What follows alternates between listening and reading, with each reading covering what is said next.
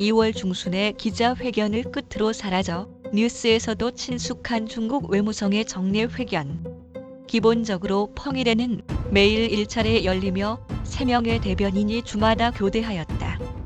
홍일점 화춘잉 대변인이 2월 중순을 마지막으로 갑자기 회견장에 모습을 보이지 않았다. 지금 중국에서는 반부패 운동으로 공무원들이 잇따라 중대한 규율 위반 등으로 실각하고 있어 갑자기 공식 석상에서 사라지는 사례가 잇따르고 있다. 중국 공산당 중앙기율검사위원회는 2018년 1년간 62만 명 이상을 당의 규율 위반 등으로 처분했다고 단순 계산하면 매일 약 1,700명이 처분을 받고 있다. 화 대변인을 둘러싸고 이전에 집에서 500만 달러의 현금이 발견된 조사를 받았다 등과 일부 언론의 오보가 나돌기도 했다. 이번 실종을 놓더라도 일각에서 처분을 받았다는 소문이 나오고 있었다.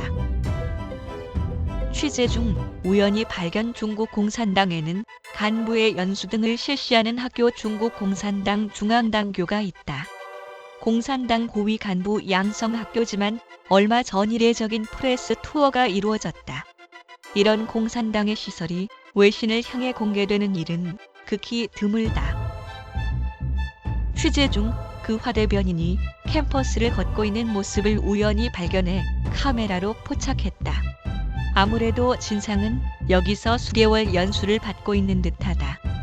공산당 간부는 승진을 위해서는 이 중앙당교에서 연수를 받아야 한다. 화 대변인은 곧 복귀할 예정이라고 말한다. 연수는 승진을 위한 단계로 보인다. 중국 공산당 중앙당교.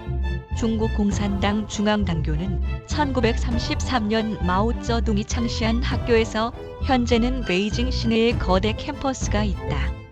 공산당원이 고급 간부가 되어가는 과정에서 대체로 몇 개월에서 1년 정도의 연수를 받는 시설이다. 사람에 따라서는 여러 차례 입교해 연수를 받는다고 한다. 이날 공개된 수업은 생태 환경과 사회 치안이라는 주제로 자연 환경과 어우러진 거리 조성 등에 대해 시진핑 총석의 사상에 따라 레크처가 진행됐다. 학생은 청구급 간부 대상으로 대체로 40대 후반에서 50대 정도로 보였다. 주로 마르크스주의나 중국의 역대 지도자의 사상, 그 사상을 실제 정책에 적용하는 실천 등을 배운다고 한다. 캠퍼스 내에는 기숙사가 완비돼 있고 연수생은 묵으며 연수를 받는다. 방 책장에는 시진핑을 비롯한 역대 지도자의 사상과 관련된 책이 빼곡히 꽂혀 있었다. 예전에는 마오쩌둥과 후진타스 외에 시진핑 씨도 교장을 지냈고 캠퍼스 내 역사 박물관에서는 시 씨가 교장 시절의 성과에 대해 많은 전시 공간이 나누어져 있었다. 역사 있는 학교지만 새 건물도 많았고 기숙사 등의 건물 입구에는 얼굴 인증 잠금 장치까지 갖춰져 있었다. 또 테니스장과 탁구장 등 편의시설도 갖춰져 있었다.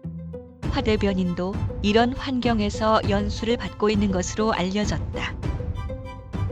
중국 공산당은 당원 수 약 9천만 명과 거대 조직이다.